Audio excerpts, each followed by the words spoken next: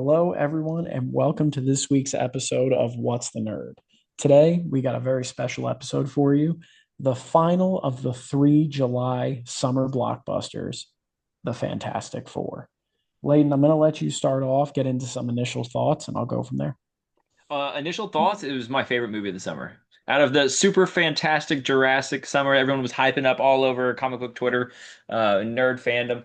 I think that Fantastic Four is the best movie, no doubt, hands down. I literally and here's the thing, I literally had low expectations going, not low, but lower than I really thought I would have if I ever knew that Fantastic Four was being rebooted in the past. But that's because of Marvel's track record. Thunderbolts was really good.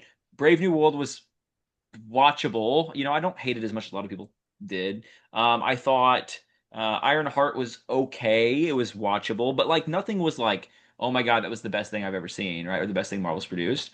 Man, I shit you not, like the first 30 to 40 minutes of Fantastic Four, I had a grin on my face from beginning to like midpoint. Like I did not stop smiling. The world was beautiful. The colors were great. They built a comic book world that like was truly lived in, that was different from the 616 that we got. You could tell that like the Fantastic Four were everything to the world. They literally like were the foundation for their tech, foundation for their culture. Like that was really cool. Seeing them worshipped as celebrities. Like we got the best live action translation of Marvel's First Family that we have seen. And you could just feel it, man. Like and just like the little uses of powers and the way they displayed the powers, Johnny being super fast, absorbing fire to like help the fire department. Reed stretching and elasticity looked really great. They captured it a lot better than I think they did in the previous films. Sue's light, the what are they? The technique they used to like reflect the light on the lens was super cool. Ben Grimm, like we didn't get a lot from Ben, but like him pulling like a massive ship like it was nothing, and like just his appearance like being so comic accurate, like dude, I was like, they nailed it. They freaking nailed it. So that was my initial reactions. So Yeah, for me, I mean, there's not much left unsaid as far as initial goes. Something I did enjoy very much is very early it's established that this universe is not the 616. This is a separate universe. It's not a different timeline. It's not anything like that. They make a point to establish that, hey, this is a different universe and this is how it went here. And the thing I liked is initially, I loved how they didn't just try to rehash the starting of the Fantastic Four, which we've seen twice, once in a very nostalgic early 2000s film, once in a horrible film. But I like that they went the direction of building them up in that initial 10 minutes, showing their contribution to the world, showing the different characters they've beaten. And it had a super retro, like you said, like a lived in retro futuristic vibe. Like I kind of got the vibe like I was watching like the Jetsons come to life, like just with the world. yeah, yeah. And I loved the old callbacks to old villains like the That Mole was Man. sick, dude. Giganto, when they did that little scene, like looked so good. Recreate the comic book cover, like, ugh. It was just so, it felt nostalgic and like it was a team I already knew. Like even though all different castings, different way of approaching it, like it felt familiar in the best way. And although they recapped the history of the Fantastic Four, and they kind of gave them the origin story, right? It was like, as we all know, four astronauts went up into space, right? Were touched by cosmic rays, like, but it was like so fast and so well done, and I think the imagery on screen was so captivating that like it wasn't like I was getting beat over the head with it like for the fourth time, like when you watch a Batman movie, right? Like even like It in also didn't feel rushed, which was huge, no. despite it being done so quickly. Yeah, like they just nailed it, man. They just nailed it. And like it was like so then you get the recap and you're like, okay, this is the history of the team. I dig it. This is we're seeing all the power sets, their rogue gallery. I dig it. And then what's the story at play now, right? And then we did get the Reed and Sue finding out they're pregnant before the recap. So that was cool. It kind of sets the tone of like where they're at in the present day. Um, but like just seeing them all interact at the Baxter Building as a family, super cool. I think they nailed the character dynamics pretty well.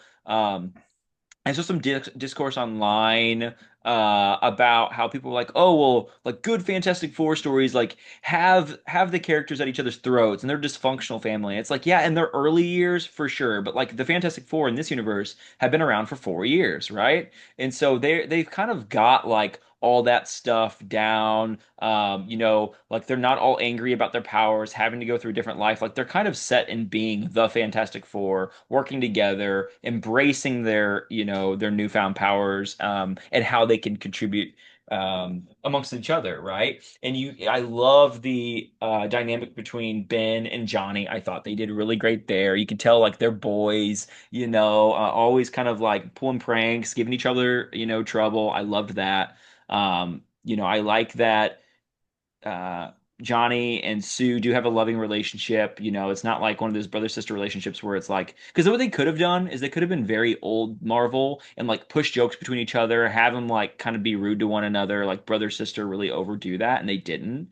Um, and then I thought the dynamic between and the chemistry between Reed and Sue was really good.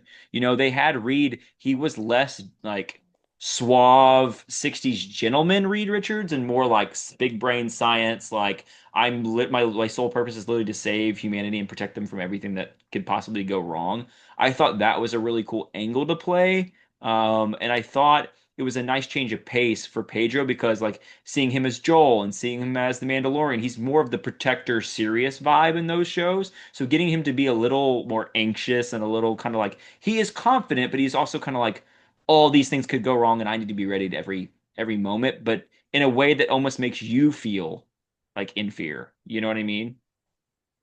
And it also gives you kind of Iron Man from Avengers Age of Ultron Yeah, vibes. suit of armor around the But at world the kind of same vibe. time, exactly. But something else I thought you touched on that I want to expand on a little bit is the whole dynamic about, oh, they need to be at each other's throats, this, that, the other. It's like they played that very well. Yep. Like when you had those little moments, you could tell it was stuff that had been done times over, and it was like, really, this again. Yes. And, I kind of did like the fact that it always, to a degree, stems from Reed when it's Yes. like a more serious issue where it's like, hey, like he can't really always just do what he wants or what he feels because he is so analytical. And Yes. how that kind of plays with him ignoring Johnny, because Johnny, despite the fact of being one of the best scientists and minds on earth, is nowhere near Reed. No. So it's like he's kind of viewed as this like gesture joking role, but in reality it's like then he never would have been on the trip in the first place when they first got their powers. Yeah, and that was the other thing is like people said that they didn't like that change because like oh well Johnny just tags along because he's the little brother and like Sue doesn't want to leave him behind, right, back in in the original comic run or whatever, like, and everyone's always like oh it's weird that some random teenage kid is like put on this mission, right? And like I get that, and I get that's a little campy for today's world, but like we are in the 60s. Yeah, you could have done that, but I almost like this angle better. Like he earned a spot at the table before he got his powers, and I like that. Yeah. And I thought the way they did it was clever too, because it's like, yes, and spoilers for anyone that hasn't seen the movie, but he decrypted, Surfer's language, because he knew it would help the team and help solve their problem. But it's also kind of like this subtlety of like he also did it because he thinks the silver alien chick is hot and like wants to understand her. You know what I mean? Like so that worked for me. It was also nice too because that type of stuff with Johnny Storm was done subtly, Yes. unlike the OG where it was like in your In your face, like face. this is his vibe, which at the time worked great. Yeah. But now I don't think that'd be received as well. And it would kind of just be like, all right, that was cheesy. Like we get it. There's always this Yeah. character, whatever. Yeah. And honestly, I'm gonna put this to rest right now. I think it was the best looking version of the thing we've ever gotten. Oh And my I'm gonna God, the stand by best. that. The best. Because yes, was it a little cheesy because it was super straight pulled from the comic book, and even when you see that super cheesy cartoon with its clobber in time and all Dude, that, and it's I like you want to loved cry. the cartoon thing, especially the credit scene, which we'll talk about later, but like that was super cool. It was a very nice touch. Like I like when the guy across the street is like yelling at him to say his phrase, and Hey, it's what like, time is it? It's clobbering time. That was great, dude. and also I'll always touch on this to a degree with most Marvel films now. but the comedy was done so well. So It good. wasn't overdone. It was very subtle, bit by bit here and there. You get it with Johnny and Ben's interactions. You get it in little moments like that. But now I think we got to kind of start to sink our teeth into some of the bigger parts of the movie. The first thing I want to touch on, and Well, like hold on. Leighton said, Before you go there, I want to touch on Ben and his character design. One thing that was also done really well that they kind of tried to do in the originals was that like, you know, no matter how like because Ben is like very soft in this movie. He's very much Ben. He's less the thing, right? He's not, all about punching. He's a soft dude. He's in the kitchen cooking. He cares about Sue and what she's going through. He's reading the pregnancy books, not Reed, because he knows that Reed isn't like emotionally there right now, and he knows that he can do that for the team. Um, and so you see this really soft side of him. He's trying to talk to what's her name at um the rabbi lady, right? He's interacting with the kids. He's just very gentle giant, but you can also tell like he still misses his humanity because of the way he dresses. He puts on the nice clothes and the sweater vest and the baseball cap. And like, although at times it's jarring because he's just this massive rock creature wearing human clothes, like you kind of feel for him, like, damn, like he does just still want to be human and he can't and like he plays it off so well. And I thought they crushed that in this movie, whereas like in the original, he's a lot more angry about it. You know what I mean?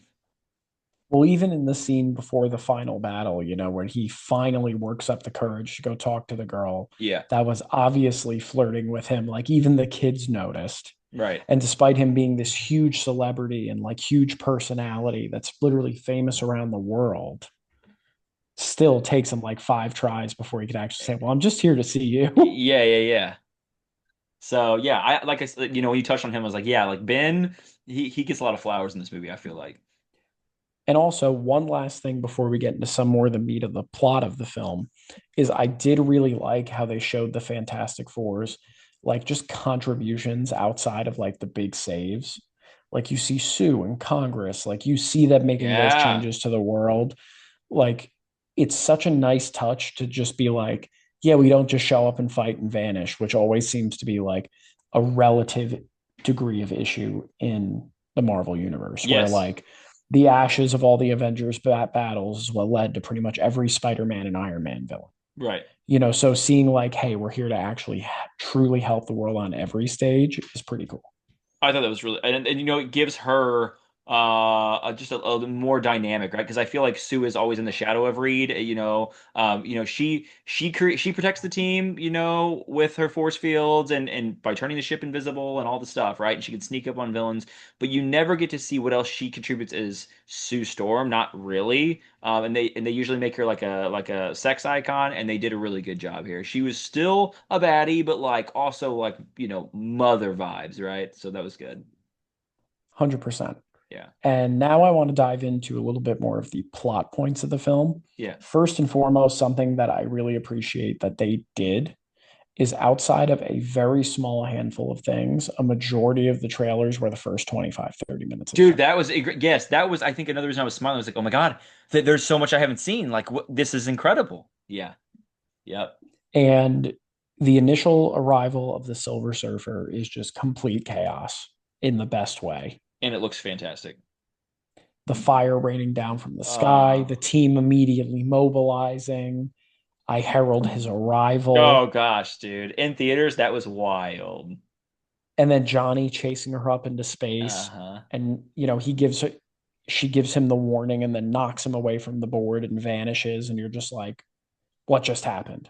And it wasn't done the same way in the trailer either, so you didn't get the same visual, so it was all kind of still feeling new. That was cool. And then I love the fact, like you mentioned, like Johnny takes that one thing and it's like partially comical because he thinks she's attractive. And like there's that perfect comedic moment. He's like, what they're all like, what do you mean it was warm and nice? Like she Yeah, just came and threatened the earth. What are you talking about? right. And then it leads him on this whole wild goose chase. And like he actually gets something super helpful Yeah, and they hunt down and find Galactus from it. yeah.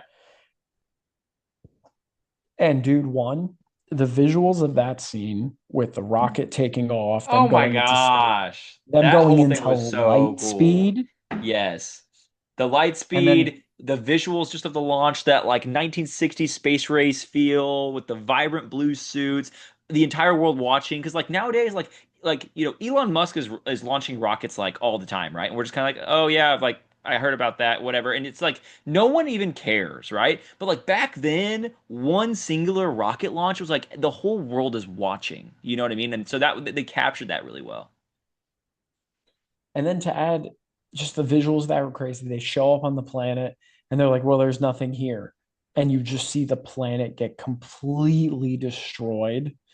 I couldn't believe what I was watching. You just hear, it says she's in the core of the earth. And then oh my God. Dude, and Like, the way that they like and they just kind of get into it. They have them get abducted by Galactus' ship. Seeing his ship actually brought to life was super cool. I didn't think they were going to do that. I thought they were just going to make him giant and like open his mouth and eat the planet. I didn't know what way they're going to go with it. The it fact was that they being actually had something him devour cheesy. it through the ship was super cool. And then like seeing him on his throne in the like, dude, like and like the fact that we got so much more of him, I think, is what really impressed me. Because I was worried it was like, okay, here we are, we're in the ship, we see Galactus, that's cool. But like then they're gonna go away. We're not gonna really see much of him. Then like they kind of warn the Earth, the people of Earth, he's coming, and then we just get so much of him as the third Well, act well, goes. Like, we oh we my gotta gosh. No, we gotta I know, but backtrack. like just wild.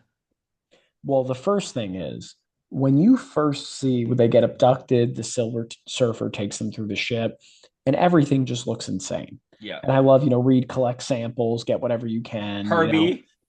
Herbie, low key Herbie. goat of the film. Yeah, great character. But they get to the throne room and you don't see Galactus. You're like, how the hell is this gigantic dude hiding right now somehow? Yeah. Right. And then you see the eyes, you see the outline of the helmet, the eyes glow. That whole scene was so insane. And the only thing I kept thinking to myself was, holy shit, they nailed Galactus. Dude, I they nailed never him. thought this was going to happen. Like in my lifetime, in any lifetime, I did not expect to see Galactus in live action on screen. Legitimately, I don't have a single complaint, man. They did it perfect. And I loved they did both versions of his eyes. They did the whiteout version with the lights, and then they also like turned off his visor and like had his purples be like bright purple, his pupils be bright purple. Like that was super cool. His voice was incredible. The voice work was incredible. And the design was perfect. It was like it fit the world, but it was also like you could like I don't know, man. It was just perfect. Like you said, it was perfect. Like The and the vibes the I got too only inside of the ship that was really cool was like I got this blend of like Independence Day, when they actually go into the ship and like get abducted on purpose. It kind of felt like that, yeah, even though it wasn't on purpose, but like it kind of felt the same. And then also like Alien, like it kind of had those xenomorph vibes where it was like it's very dark. You didn't know what was lurking in there. I mean, we knew, but like they didn't. It was pretty cool. and something that I think was done decently and well, but I wouldn't say perfect for a few reasons. Oh, and it was mainly because just like the information that we know about the comics, about the characters, like this is the one thing I felt like it felt a little forced was with Reed and Sue's son, Franklin Richards. Yeah, It just felt like they were trying so hard to exaggerate the fact of how strong and how important he's going to be. right. And I understand you have to do that because he's not a super well known character outside of people who enjoy the comic books. Yeah, But there was a point where I was like, we guys, he's important. Can we just leave it alone? yeah, yeah. It's I like you get have a that. being that eats worlds willing to give up the world to take it. Well, and Like that was we understand. and that was my thing. It was like at first, like when they did all the tests on him, and they were like, "Yeah, he's normal. What the? There's nowhere. This has to be wrong, But it's like, okay, we'll accept it." Then they go up into space, and then Galactus is like, "Yeah, I'll spare your planet, but I want your kid." And then you should know at that point, a literal space And then god when pretty he much is telling says, you that he wants your kid. Like it's powerful. and then when he makes the comment, like he hides his true nature, Yeah, that would have been more than enough. Like yeah, for me, I was like, that is spectacular. yeah. That That was was cool. spoken so well. That was Yep. so cool. And then they do everything they can to get away. Franklin is born on First the off, ship as they're escaping that whole sequence. Chef's kiss. I was with on the the edge hand of, coming through the oh ship. my Oh my. God. And like her almost grabbing him out of Sue's belly. Like all while they're like launching around a black hole and some Star Wars-esque, and then which Johnny like uses his flames to like shoot like be harness his power through a turret, like some Star Wars shit, like insane, insane. well, just the entire visuals of that sequence were crazy. The surfer chasing them through light speed, preposterous. Yeah, Johnny using the bends of the light speed to actually land shots when yeah. they're not working. And then them slingshotting around a black hole to get home. And just the dude, the way all of that looked, it was just, it was insane. It was so good. Like the second act was so freaking good. And then they get back to Earth, and the whole world is so excited and so happy. Like, we've been saved again, you know? They're like, "How did you defeat the And Galactus?" And they're like, what?" they're like, no, like, and in your head, you're like, well, they barely got away and they didn't even try to fight. Yeah. And the whole time, I'm just like, wow, this is crazy. And then Reed, in the classic smartest man on earth doing the stupidest thing, Galactus wants our son. And obviously, we didn't give him to him. I'm like, Yeah, yeah, literally when he said that, I was like, what? He just came out and said it? why?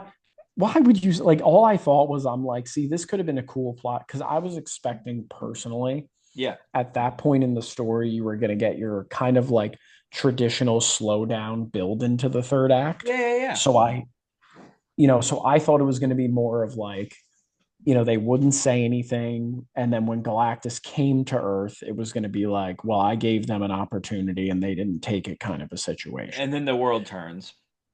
while they're having this fight for their lives, for the planet, for their son. I thought that was how they were going to do it. And I'll admit, there's always that piece of you that gets a little annoyed with you're like, dang, he did something stupid again. All right, they're keeping this coherent with the films. Right.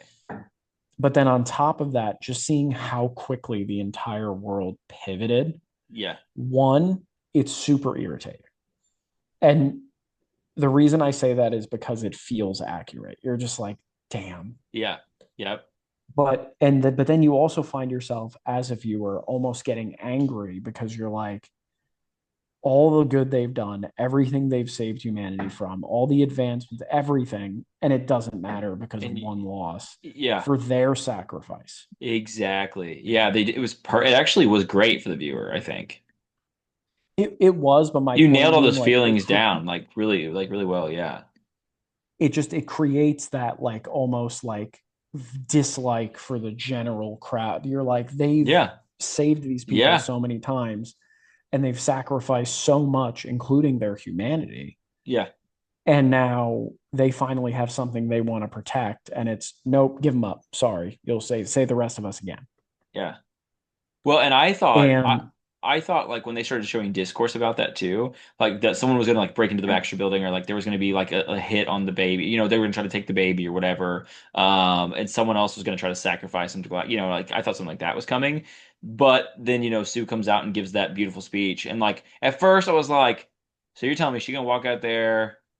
But I mean, she is hella strong, so she wasn't threatened or anything. But it's like she's just gonna walk out there by herself in an angry mob of people and talk to them down. Like I don't know how that's gonna go. But like her speech, I'm not gonna lie, was pretty damn solid. Like I'm not gonna sacrifice my son for this world, but I won't sacrifice this world for my son. Like okay, girl, okay, like that was wild. well, and I think the thing they did that was so good about setting that up is seeing her organically in the world before then Yes, doing things like that. yes, If you just did that out of nowhere, I don't think it would have been quite as good. Just yes, personally, I just don't think it I would have hit agree. it hard. It would have Yeah, felt random. yeah, But seeing that, like, on top of being an incredible superhero, like, that is also a peak strength of hers. yes, And then showing it showcased to bring the world together to beat Galactus. yeah.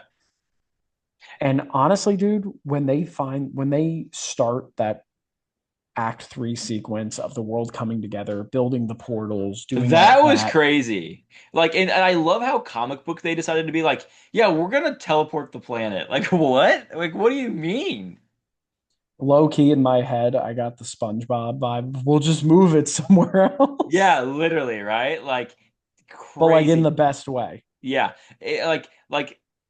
And you know what's crazy is usually like the foreshadowing stuff. You know how like they teleport the egg and whatever, and he's like, yeah, we can do this. I thought they were just gonna like use that later to teleport the team, like their ship's wrecked, because just Galactus destroyed it or something, when they, Or to they were like trying to take find Galactus or or teleport the surfer yeah, to or them, yeah. something. And, like I had no idea they were gonna be like, yeah, we're gonna move the planet. It's like, what? So that was super Well, cool. and then on top of that, you think it's literally like 3 seconds away. You're like, holy crap, they pulled it off. This is crazy. Maybe this is in my head. There was a part of me that was like, wow, like, is the movie almost over? Like, is this how they come to the 616? Like, you know what I mean? Like, that's the kind Yeah. of the Well, vibe I I was thought getting. I thought they were gonna move it and then somehow Galactus was still gonna find them, or the Surfer was gonna find the new planet or something, right? And it wasn't gonna Right. work, right? Something. Like, I Right. thought that it was going to be like that perfect time to them escaping to the 616, right? And then all of a sudden, one portal goes down, and you're like, no. Yeah. And then all of them are gone, and you get that true gauge of like how fast and how strong the surfer is that she took Wild. out gate but one in like a 30-second sequence In the entire across world. It them. wasn't like just in the US, in New York, it was the world. But and then the sequence the sequence following with Johnny and her, I thought it was done so freaking well. You get her Getting her backstory, backstory, like, yes, dude. and with how beautiful all that was, saving the last gate, like that was really like well done. And I love getting her story. I loved every bit of that. You know what my only gripe with the surfer is? What's that? It didn't feel like enough. Yeah, I get that. Like, I think that from a story perspective, it was handled perfectly. But in that entire Act 3 sequence, I was just like, where the heck? Like, after a while, like halfway through the sequence, I kind of stopped thinking it just because like I was so invested. Same, same. But like at one point, like right before the end of the sequence, like when it looks like they finally have Galactus beat, I'm like, where the heck has the surfer been this whole time? Why is Yeah, she not helping? yeah, To some degree, whether it's them, whether it's Galactus, like we know the power he holds over her. So yeah. it's kind of like where the heck is Well, this other character?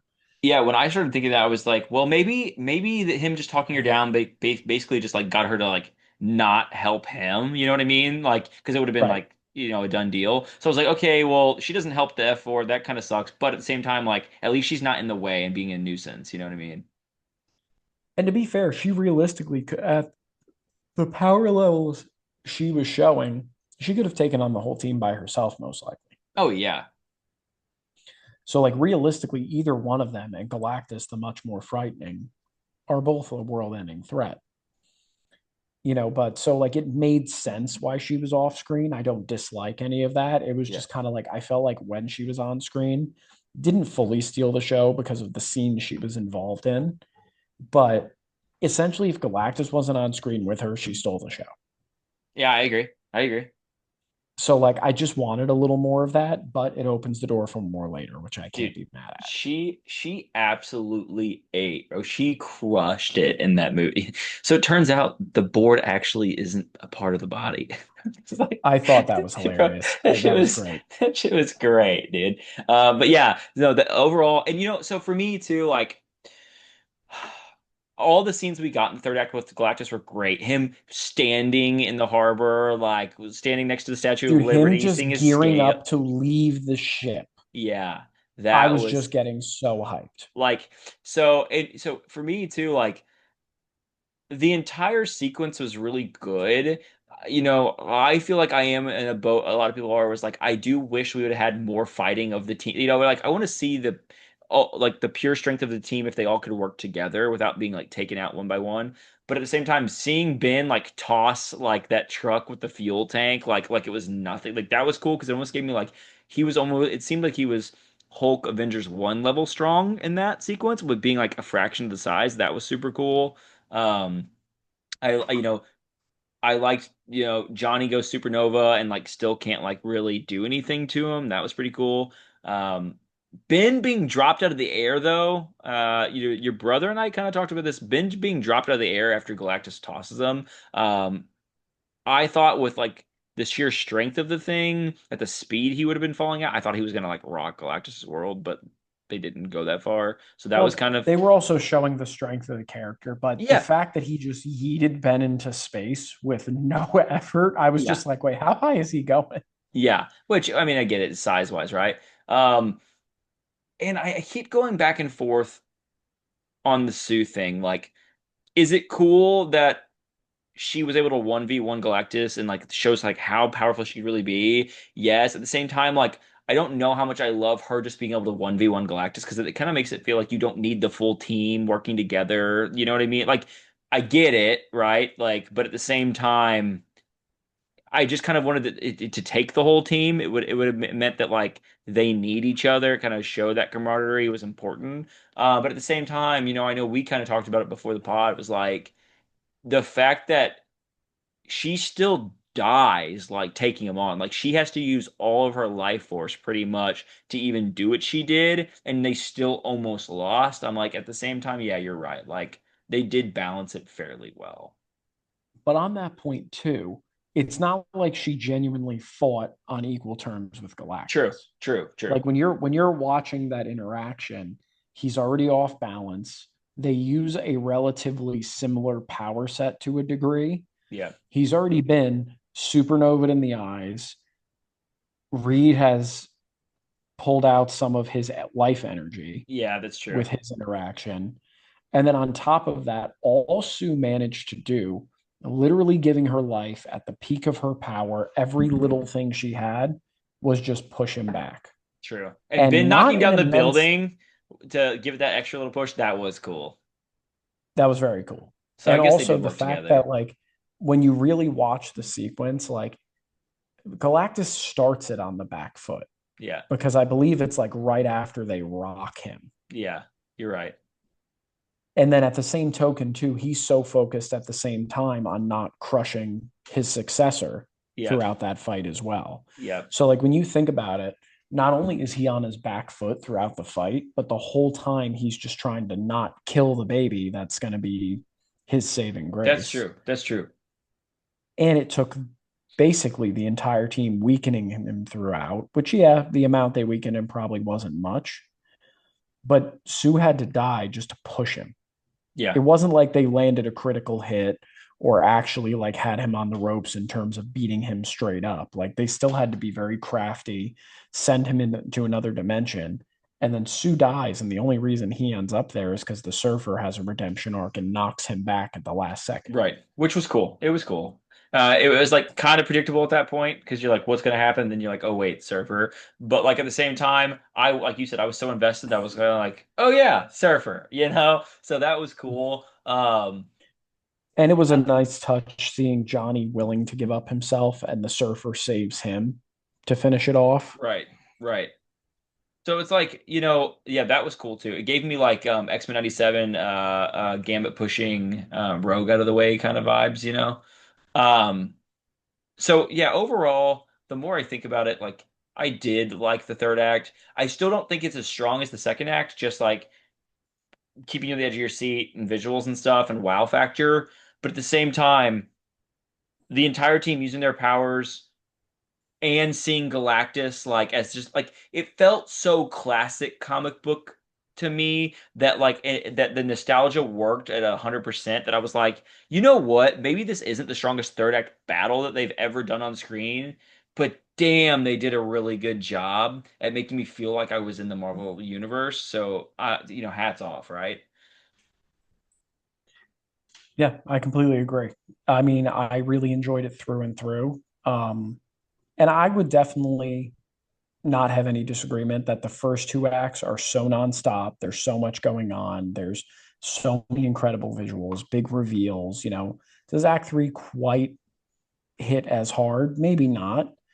But honestly, just having Galactus like in full view, rampaging through the Yeah. city, showing off the cool powers he has, like not just being big, Yeah. like they just nailed it, and I And you really know what else was appreciate a nice touch? I know it like doesn't really matter because like we're talking about a group of astronauts that get superpowers that fight a space god, but like the fact that they still like evacuated the city by using an old villain of theirs who's a classic one, Mole Man, him being a comic relief, but like it worked so well. Then putting everyone in Subterraria, like underground, like That was cool. That was really It cool was and very cool. clever. And it was a way to like flesh out that world further without like being too much, but also being like, oh, where are all the people? Like how, like they still saved everyone. Like that was really cool. Well, and then on top of that as well, with the callbacks and little things like that, we got to talk about a few Easter eggs. Yeah. Did you know my name was in the The movie first, twice? Did you see the building that said Leighton's? That was really cool. Spelled the exact same way. So shout out to me. nice touch, Yeah. but I liked how there was a lot of Doom Easter eggs, Yeah. like very well done. Yeah. The Like one of Latveria my missing favorite. chair was super cool. Yeah. That was my personal favorite. I noticed it immediately and my jaw dropped, and I was like, there's no way. Yeah. And also, since we know how the movie ends, the thing that I really liked was twofold. One, like they're trying to give the baby the five onesie to be like they're the Fantastic Five, and they're Yeah. just like, yeah, no. Yeah, no. And nothing was better than watching them mess with the car seat. Yeah. Well, because I dude, I was was just literally in the theater being like, "Yep," because the first time when we took my first daughter home, dude, it was like 93 degrees outside. I'm sweating bullets. It's humid. I had no idea how to get this thing secure in my car. The nurse is sitting out there with my wife who just given birth, this baby that I'm like trying not to overheat, and like I'm like, "Don't worry, it'll take like 10 minutes, right?" Because I practiced in our other vehicle, prior. I thought I had it down. Different car seat, different car. Dude, I struggled for like 20, 30 minutes and these poor girls were sweating and I was just like frustrated and I was like, I feel this scene wholeheartedly. So yeah, I related to that like on another level. and honestly, the three people doing it, it reminded me of me, you, and our other roommate, where I was just like, man, this would be us. Yeah, Like, this is yeah, exactly literally. how this would go. Yeah. No, you got to thread it. You got to thread it. No, you got to pull the slack. I did pull out the slack. Yeah, dude, that was great. That was great. And I thought that was a nice touch. They're all going to, save the day again. They have the baby safe. Like, I like how it wasn't just like, oh, yeah, he's just home. Like, yeah, is Yeah. it irresponsible? Of course. But like, Yeah. Yeah. I love how much trust they put in Herbie in that whole third act too, right? Like, hey, you got the baby? Like, we're gonna go take care of this dude. and then he sees him up and he just hits the button and everything locks down. Hand just rips right through. Yeah, that was wild. That was so wild. I also, one thing that Anthony and I were talking about was that, and I think this is a good thing. I think so. It was that it felt like a live action Incredibles because Incredibles has this like Yes. futuristic but like also old school kind of vibe to their world because it's set in, like I think about the 60s, about the same time period probably, right? But there's also tech like from Syndrome and whatever those robots were called. I can't think of them on top of it. Omnidroids or something like that. Um, and so yeah, it kind of felt like that. And especially when they started adding Franklin in as a big part, he has these powers. You don't know what they are, but you know he's super powerful. Gives you the Jack vibes, like you know. So yeah, I don't know. It did feel kind of like that. Yeah. And something like, going off the tail end of the movie, you think everything's all well and good. You're like, all right, it's a big Marvel movie. Where is the post credit? Yep. And you see Sue playing with Franklin, and she's like, all right, I'm gonna go get his favorite book. And it's like the Darwin evolution book, and you're just Dude, like, yeah, it's like what? it's like, yeah, that tracks. And like I liked you mentioned it the other day when we briefly talked about it, how they aged him up a little bit. So you're Yeah. probably gonna see his powers. And just small side note, I thought it was very well done how they revived Sue. That Yeah. like Franklin's powers weren't like crazily obvious. If you were really closely paying attention, you saw a tiny glow from his little hands, and she started to come back to life. Right. Like, but I like that it was very subtle and it almost had that vibe of like, hey, just him being there is what saved her. It didn't need to be anything else. Yep. But if you paid attention and listened to the painful amount of foreshadowing, you were like, yeah, he did that. Yeah. Yeah. For sure. But then he's aged up, like he's already Four, I think. loving like, complex and like detailed science books and everything else.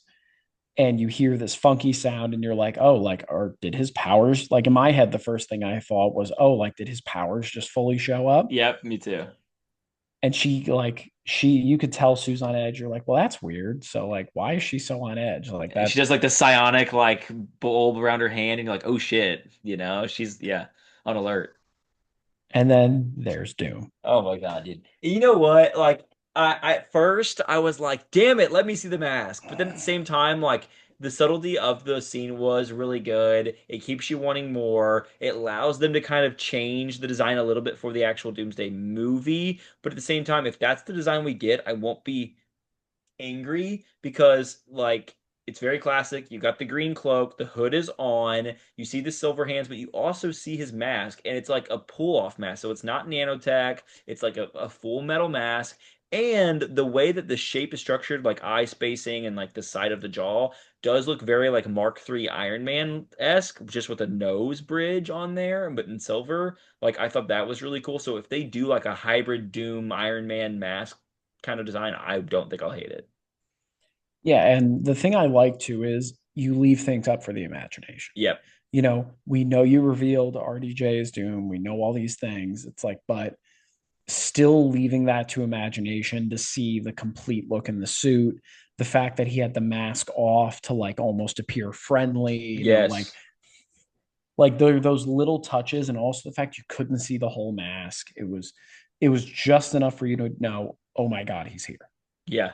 It's like our first scene of him in the MCU. Like technically, like love it or hate it, that is the first peek we get an actual movie of Doctor Doom.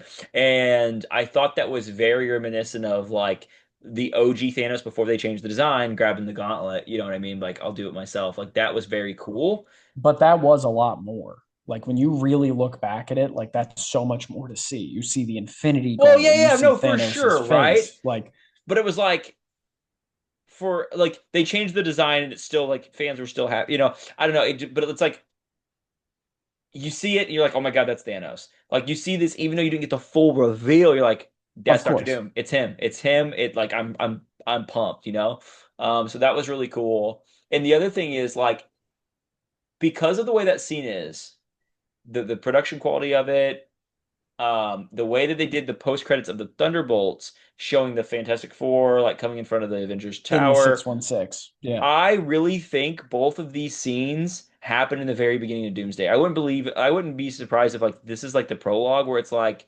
the Fantastic Four.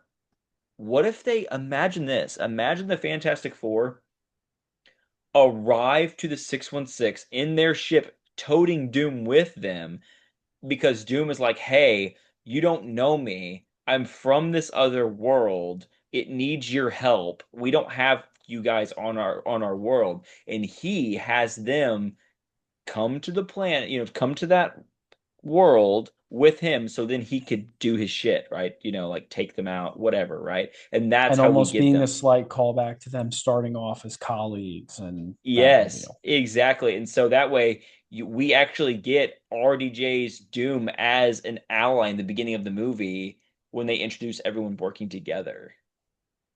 Because like he See, could I be like, think that "Hey, could be there's cool. incursions going on. That's when two universes collide. I'm sure your husband knows about this, whatever." And like it's Doom thinking like, "Yeah, I think I know how to stop him, but I need all you guys. I'm from a different. And I'm hey, it's from a going to happen planet. again I'm with I'm your from a world and planet. another. Yeah, like I'm from a planet that ended, right, or something like that. Like I just barely escaped. Like that would be cool. See, and for me, I think the thing that is tough for what I would want, and I was going to touch on like the end scene Yeah, of yeah, the yeah, Thunderbolts yeah, or yeah, the yeah, new yeah. Avengers. Yeah. I do like that we didn't get the full reveal of them running to Yeah, 616 yeah, Earth. for sure. Like part of me really wanted that, but at the same time, that could be a really phenomenal opening sequence. Because we've seen and we've talked about it before how cool it would be if like Doom's introduction was him just slaughtering King Thanos on his world.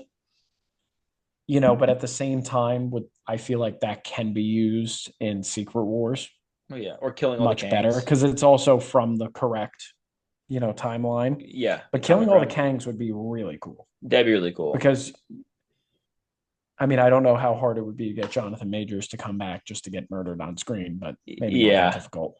yeah. Well, I don't know. Depending on the time that everything was going on, I think all of the Marvel actors signed on an agreement that like allows Disney to use their likeness in CGI. They could technically do digital copies of them without him even being True, there.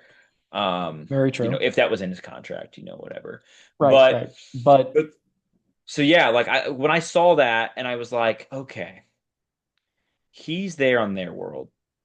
The next movie we're getting is Spider-Man Brand New Day, and then it's Avengers Doomsday. So it's going to come before. I don't think Spider-Man is going to tie into Doomsday except for at the very end. I think some shit's going to go down on his planet. He's going to be in the streets and he's going to be like, what the hell, right? I don't think they're going to involve Doom. So it's Yeah. like the next time we see this Doom will be in Doomsday. How does this correlate? There's no way they're going to do something big with the Fantastic Four off screen. So I just feel like because they didn't pick up on the Thunderbolts post-credit scene, and they did this credit scene the way they did it, and it's been confirmed that it was directed by the Russos. I think they had that both scenes have to be in Doomsday. I think they have to be Well, and I personally think it's going to be more sinister. And the for reason sure. I say that is Okay, like, do just you mean if like you're a conflict like from that scene? because when it comes down to it, like they already know that powerful beings are now going to be after their son. It's True. been 4 years. They've probably seen his powers already. They probably have a true gauge of how strong he's going to be because even Sue mentions he's so much more than us, Right. like right at the end of the movie. Right. So, like, at this point, he's basically become a beacon for characters of Yeah, that level. for sure. Boom, Galactus, Kang, Thanos, like Right. those are the Null, like these are the characters that are going to want to come for him. Right. So the way I look at it is also if you really wanted help, would you really sneak in and teleport into a room essentially and be like, "Hey, what's up, little fella?" You know what I mean? Like True. True. it True. Good feels point. too sinister for I them to get just that. be like pivot and be like, "I'm here to help." Like I don't, and I think since we already know it's Avengers Doomsday, I don't think they're necessarily going to go the full blown like Thanos route and be like, yeah, he just decimated Xandar and killed Loki and Right. basically almost killed Thor. Now he's on the way here. I don't think that's exactly the way they're going to do it, but I do think that the tie-in is going to be the Fantastic Four or one of them, because who knows if they're all going to make it to Earth, So you think like maybe he kidnaps Franklin, comes to that world, and then Reed tracks him down there, and that's why they show up? or maybe even they have to flee their own world, and they hint at the knowledge of parallel universes and multiple Earths and the multiverse, Right. and Reed's already discovered that. Right. So can you imagine if it's like, hey, we're the only ones truly here that can do anything and we can't stop him. Let's go to the world that has the version of the world that has the most heroes. Right. Yeah, that's true. Damn. Yeah, I don't know, man. Like it's crazy because it's Because like, think about it, like right now on Earth, even though we probably think of it differently because we have the audience view, it's like you have two superpower teams fighting to decide who's called the Avengers. It's true. like if you're an outside world looking for help, like where are you going to go? Right. And we know like from No Way Home and stuff, like Andrew and Toby's world, like they didn't seem to have any other superheroes, right? And like the X-Men world, it's probably just the X-Men, in the Illuminati, right? They just had the Illuminati. They didn't have, like other teams. Um, I don't think so anyway. I don't think they had an Avengers and stuff Or when they not to first. that degree, because they did Right. talk about like beating Thanos and all that. Right, Yeah. exactly. So yeah, that's really cool. You're right. And then you got all these different teams and stuff there. I don't know, man. I think it's really exciting because at first I was really trying to figure out how are you going to make Doomsday and Secret Wars, which should hands down based on comic books and what you're building up to now being like almost 20 years of Marvel or whatever, should beat Infinity War in Endgame, but based on like the shit product that we got for so long, I was afraid, like I was like, there's no way they can do it. There's no way they can make the fandom care enough to the level that we cared going into Infinity War. And like I'm starting to get the same level of hype just from anticipation, which is really cool. Especially after Well, and seeing it's also the Thunderbolts movies. and Fantastic Four being strong. Well, and honestly, dude, the more I look back at it, I think I don't want to say we were hypercritical, but I can think of a few projects that really soured things for us Yeah. where I'm like, maybe the overall wasn't bad, but like because we wanted something so bad, like I look back at it too, and I look all the way back to like Black Widow. Yeah. If that movie came out when it was supposed to, I really don't think I would have had much of a problem. I would have still not loved it, but I would have been like, yeah, that's solid. That was fine. Yeah. Um, you know, Eternals, I'm give or take. I enjoyed the film when I first watched it. It's not something I really enjoy going back to rewatch. It No, is good and it same. is bad. Yeah. Shang-Chi, I thought was awesome. I know Yep. people are kind of split on it overall, but like I thought it was fantastic. It was one Yeah, of my favorite projects up until like of the most recent groups of projects up until recently. Realistically, every show had redeeming qualities if it wasn't super well received. I agree. I mean, Loki, WandaVision, Moon Knight, like all really phenomenal reviews, all incredibly received. Moon Knight being the most poorly received and also being one of my favorites. I thought it was the most interesting just because it was something so different and a character we never got to see. 100%. And even though it was animated, X-Men 97, banger show. Friendly Neighborhood Banger. Spider-Man, banger show. Um, She-Hulk, yeah, it wasn't very good, but here's the thing. If the finale wouldn't have sucked as bad as it did, I think people would have liked the show better because the character of Jen Walters and the character of She-Hulk herself handled really good, really accurate. But the character, but the plot they gave her and what they did to Hulk and Scar and all that stuff sucked so bad that I think the fan base got soured off that. I think, Listen, to be fair with that show, that pulled me right out of it almost from episode one. yeah, I When it get was it. I like get it. and it's not even just like, oh, she can handle certain things better, like that's fine, but it was just kind of the blatant like continued like disrespect of like a character that a lot of fans love, including myself being one of my favorites, Well, the the Hulk's Hulk. been getting shit on so But bad. this was like the most blatant. Yeah, Like in certain like other projects you can argue like, okay, he couldn't handle being the angry guy anymore, he finally created Professor Hulk, and then that didn't allow him to have those moments on screen that we wanted. sure. And like, even though I didn't like it at all, I actually fucking hated it. I hated it. Yeah, It, I can understand the direction they went to a degree. sure. That for me, I was just like, you guys completely ruined it. Like Yeah, the whole premise of you creating him as this is he's the most perfect combination of both. right. And you're just showing he's not good at either. I'm Yeah. like, that was a waste. And I think we are about to see that flipped. I think the Russo brothers know that that was one of the biggest gripes about Infinity War and Endgame, and I think they want to correct that. I think they know it'll build hype going in, and so I think that's why. And we're hearing a lot of rumors right now. Brand New Day is going to have the Punisher and the Hulk in a Spider-Man street level movie, which I'm sold already, right? Give me my tickets now. But there's no way they do not revert him back to Savage Hulk for that movie, especially if he's fighting the Punisher.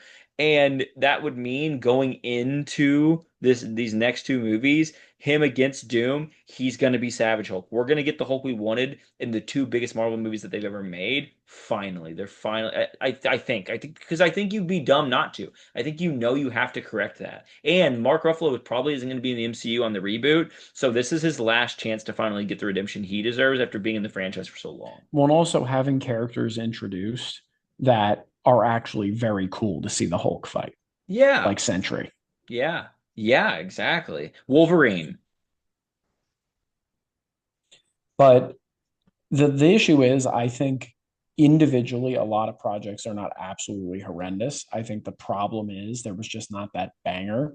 And then on top of that, you did have projects that were really bad. And actually, too, say what you will, Agatha kind of slapped too. It was a really good Fair. like practical effects show for the setting and for what it was. You do get some more like more back story on Wanda and like her kid and like that was cool because like it still feels like you're in the MCU and in a corner of it that I wasn't excited about, and I ended up leaving the show being like, damn, like I could see more of that. You know what I mean? And I kind of get the feeling I did like not necessarily a long while ago, but like where there's just so much content being put out now, and not that that's a bad thing, but it's to the point where there are projects I don't really seem to care for. Sure. There's blatantly movies that I leave and go, that was terrible. Yeah. And I feel like since it wasn't as common early on, because there wasn't also as much content to pull from, you had to like make sure things held up. Yeah. Like when those happened, like for example, like Thor 2, The Dark Yeah. World, Yeah. not a well received movie. And now I'd look at it and go, you know what? It's definitely not the worst one. It's definitely the worst. I think the worst ones to come in these last couple phases were Quantumania. Love and Thunder. Love and Thunder is the worst Marvel movie that's ever been made. Love and Thunder is the worst Marvel movie that's ever been made. There's nothing else that compares to me. Fair. What was I gonna say? Multiverse of Madness really was a Multiverse of letdown. Madness was a letdown. Yeah. Like I know the first time I watched it, like I really tried going in being like, I know this is gonna be crazy. I can't wait. And like I was really pumped. And I left kind of going, okay, that was okay. That And was then like I okay. watched it again and I was like, yeah, this was not good. No, and that's the thing is like a Like lot of people are like, there that's were my some favorite cool Marvel movie. I'm like, what visuals, do there you were some cool mean? moments. Yeah. Like there were cool visuals, there were cool moments to it, but like there was a lot of stuff like even the Illuminati sequence, it was like, oh, this should have been so cool. And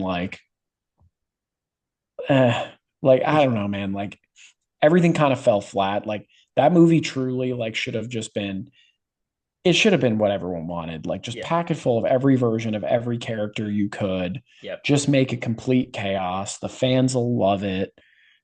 Honestly, like in my opinion, fucking Deadpool Wolverine does a better job, Well, like that's exactly what with I like was the thinking. cameos and Yes, stuff. Deadpool and And it Wolverine was wasn't what many. Multiverse of Madness was like supposed to be, I think.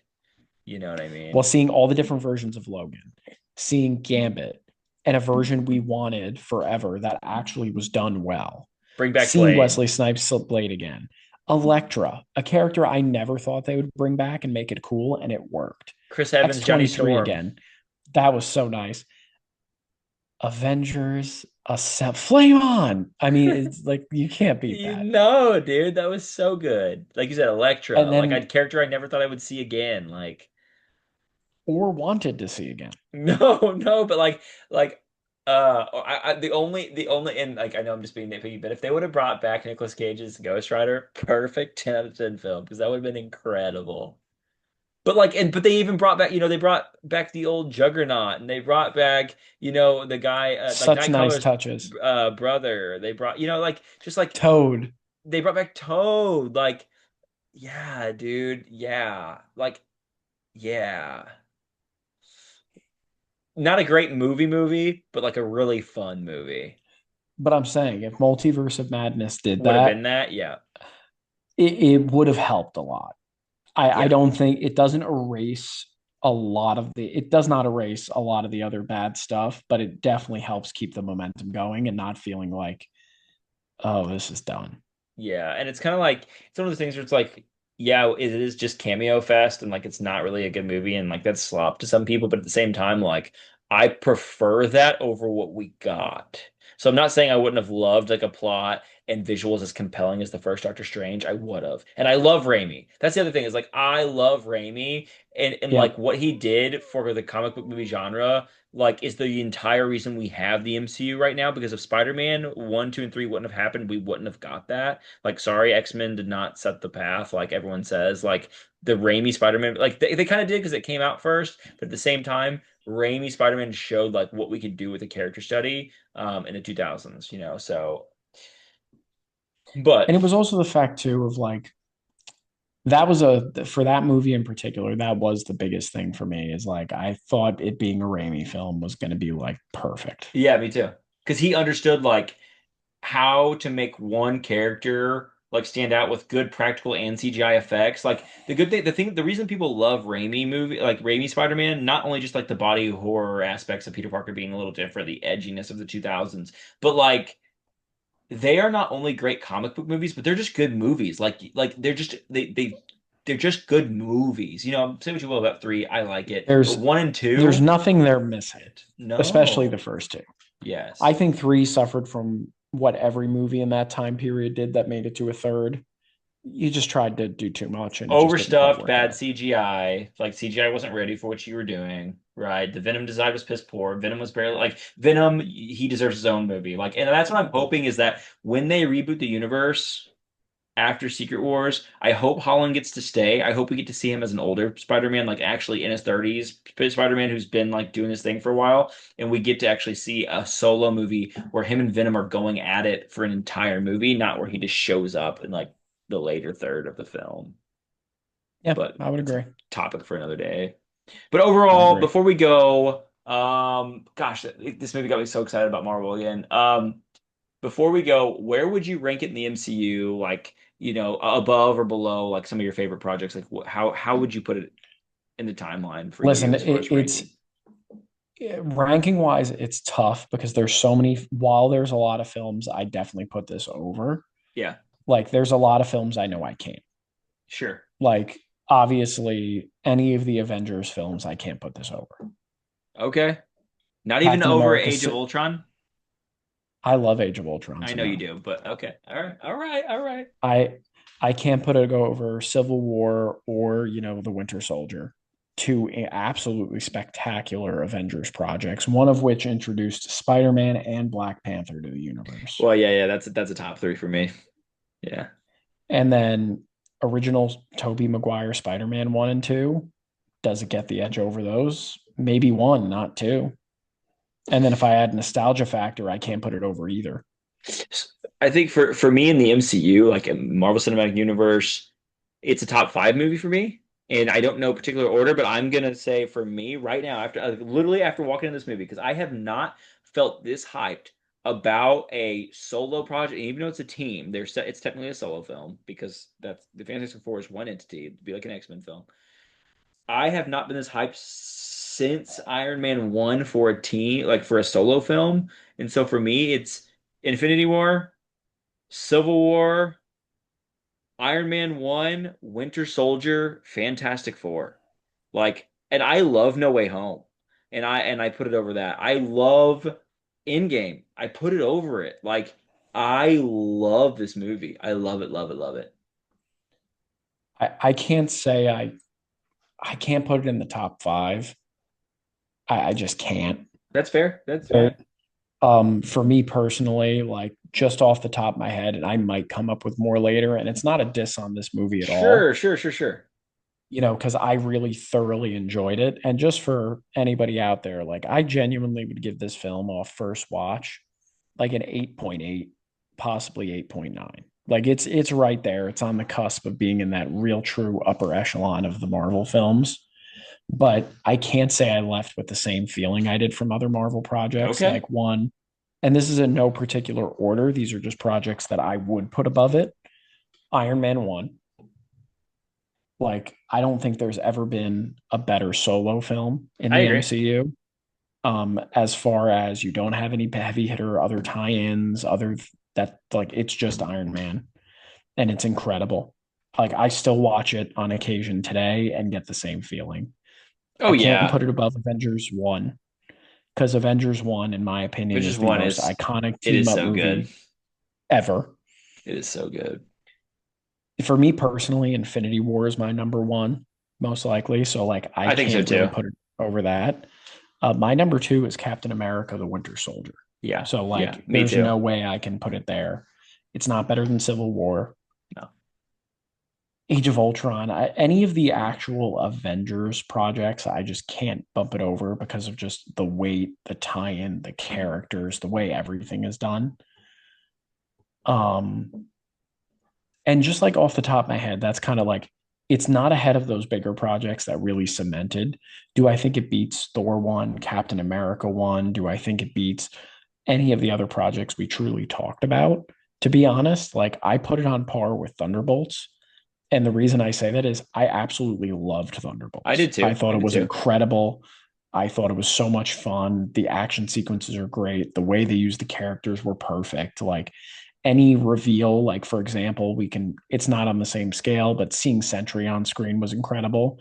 And I got that same feeling when I saw Galactus, where I'm like, they freaking nailed it. Yeah. So I kind of put these movies in that same camp. But at the same token, like for me, that's not a bad thing. Like the way this tied everything together and the way these movies worked off each other, like I don't think Marvel's had two movies back to back like this setting up something, and obviously it was done on purpose. But it's kind of crazy thinking about how long we've gone not being like this pumped after seeing the two newest projects. It's crazy. And I think, don't get me wrong, there's probably some bias on my ranking too, because I've always been a huge fan of this team. It was one of the first like comic book runs that I ever read, like actual comic books on besides Spider-Man. I started there. Spider-Man, Ghost Rider was my second, and then I kind of led into Fantastic Four and Surfer. Um, And so for me, like there's a lot of nostalgia with this team. I remember like wanting the first two live action films to be like everything and they just weren't, no matter how much I wanted to like them. So I think for also me, like sitting there smiling, cheesing ear to ear, I was like, oh my God, they got one of my favorite comic book teams of all time, perfect in live action. Like I'm in heaven. You know what I mean? So for me, I think there is that bias, right? So but cool. Well, Yeah, I think I'll even say on my end, the Fantastic Four, the OG version, was one of the first live action superhero films I ever watched. yeah. Like to be honest, like that's a movie like one and two. I like both. Yeah, yeah, yeah. Even though God, the Cloud Galactus, that's a conversation for another time. But those movies for me, I put on par of like your love of Daredevil. You know what I Yep. mean? Yep. Yep. Like the OG Affleck Yeah. Daredevil. Like Yeah. I adore those movies. And honestly, it was the reason I kind of just went into this film, like, let's see how it is. Yep. And one thing I do want to say, and you touched on right at the beginning of the podcast, dude, this July has been so much fun going to the theaters. Like, I can't tell you the last time in a single month I was at the movie theater three times. Dude, I just went to my fourth movie of this month.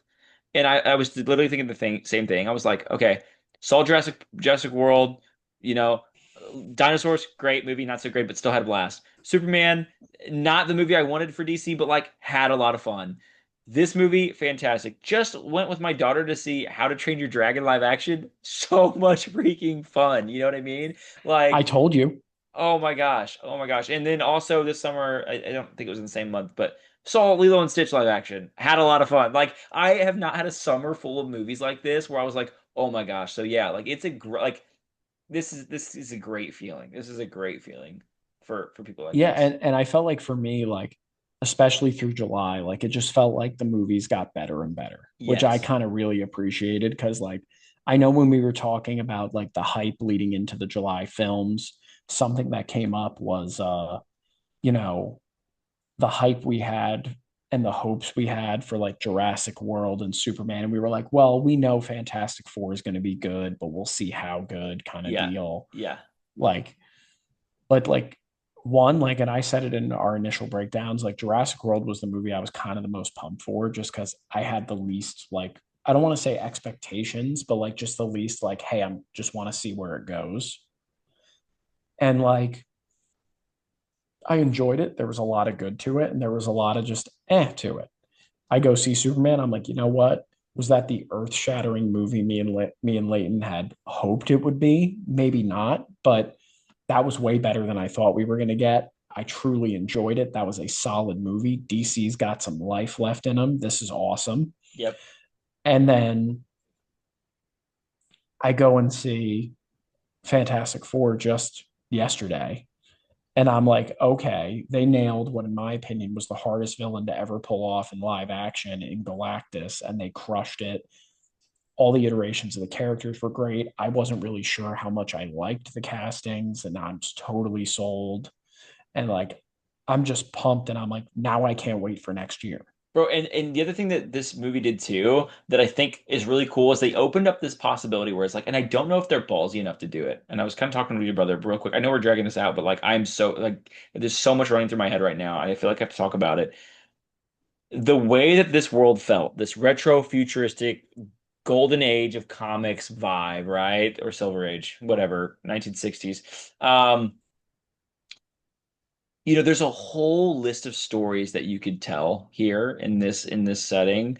A spectacular Spider-Man, an invincible Iron Man, an OG Hank Pym Ant-Man story, right? Captain America and Wolverine team up before this in World War II, like leading into the new era. Like if they imagine, because Kevin Feige just finally announced, like, yeah, when we do Secret Wars and Secret Wars is over, the entirety of the MCU is going to be rebooted. You do not need to be able to watch all the other 40 whatever projects there are. It's going to be a fresh slate, but all of the teams and all the characters will be together.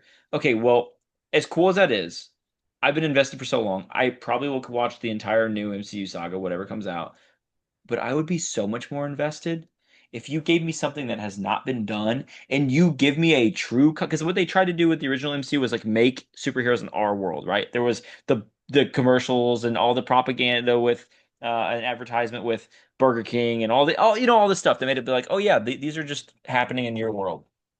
I want an entire MCU set in this world, dude. I want it from the beginning. You know what I mean? I want a Like Black Panther, something Captain maybe America, Wolverine, World War II movie. like something that's maybe not as relatable in a way. Yeah, because like what they always try to do too in the MCU is like, oh well, we have to modernize it for today's audiences. There's cell phones, there's this and that. Give me a Peter Parker who's a true film photographer. Like you can do all of the period stuff and you can actually make movies from the source material because you are doing period pieces for every movie. Like that is incredible. You don't have to change all the stories. You can give fans what they want. Well, and especially too now, like in my opinion, because the argument so much has come up, like, well, that's not like that in the comic. Well, it's not like that in the comic. Can you imagine if when things truly are reset, it's like, yeah, we know we needed to get you all invested. Now we're doing this true to comic Dude, that would be crazy. And you because know now what? we can. Like that would be crazy. And I'm not saying that's the route they're going to go, but if you think about it, like there's always been this argument about, you know, are superhero movies ever going to be good movies? You know what I mean? Yeah. And like we finally seen that in multiple iterations. And it's like, could you imagine if they actually like give us like the true like comic book feel, new world, like Fantastic Four was, and the whole entirety of every series is set up like that, where it's hey, like this isn't just your lived in, like you're familiar with it, like this is a totally different world. Yeah. Yeah. Like, I don't know. Like I said, after seeing this movie, I realized like they opened the doors for that possibility, and I think the entirety of the fan base like is on board for that. In my opinion, if you're gonna do it, you're gonna have to use the momentum off Secret Wars and Doomsday You to have to, really like. and give me, because that was the other thing is too, you could, Kevin Feige has such an attachment to the X-Men films. It's like one of the first films he helped produce or whatever, or help write.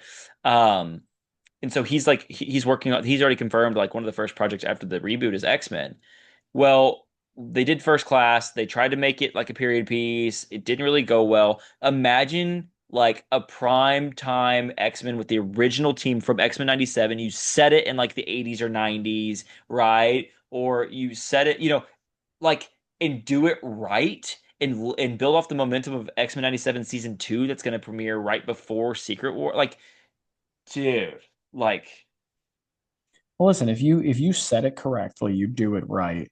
Just like I think Fantastic Four also showed how you don't necessarily need the whole origin. You can always go back to it if you yeah. need to. Yeah. Like a lot of these are characters people are familiar with, but even if they aren't, like, dude, if I was just watching X-Men 97, like, granted, it's an animated show, so it gives you a little more freedom for a lot of things. But like they're showing that you can get tiny bits of backstory throughout and like really still enjoy it. That show is a masterpiece. If they did a live action trilogy of just those plots, and like redid it in live action, I'd watch it. Of just season one, like Of a just season one. trilogy Yeah. series. Yeah, But like flesh out I'd all be the there. like, don't have so much time cutting and stuff. Yeah. Yeah, that'd be crazy. Yeah. But well, cool, man. This is really fun. This is really fun. It's a really good time to be a Marvel fan, superhero fan in general, right? DC, I think, we've talked about it in the last pod, but as much as I didn't love Superman as much as this movie, and you could say I'm a hater and a Marvel lover, I am really excited for what they're building because I think like they did what Marvel just did really well was like they set up their universe to feel different, where it feels like a comic book universe, and if you apply that just as well in Superman to all the other projects that you did in Superman. Like, gosh, they have something really special on their hands too. You know what I mean? Yeah, it's a good time to be a fan. And honestly, it's just a good time to be a movie fan. Yeah, yeah. So, all right, brother. Was there And anything there's a lot of else? stuff. There's nothing else on Fantastic Four I want to talk about. I definitely think our next episode we need to talk about just the reasons it's good to be a movie fan now. Yeah, yeah, and for sure. talk about that a little bit later. Upcoming projects, things like that. Yeah, that'd be good. And speaking of, we already got a glimpse of two, actually three great movies, or at least I did in my theater previews coming up. Tron Ares looks incredible. I don't know if you saw the trailer, but it looks really, really Hmm. cool. Predator Badlands, they gave us a new full-length trailer. Really, really freaking cool. And then Avatar, Fire and Ash looks really, really good. So, And the first teaser of the Odyssey. and the first teaser of the Odyssey. And we get Berthnall and Holland together, Spidey and Punisher, before their debut in the MCU together. So that's really cool. So, Yeah, a lot of cool stuff.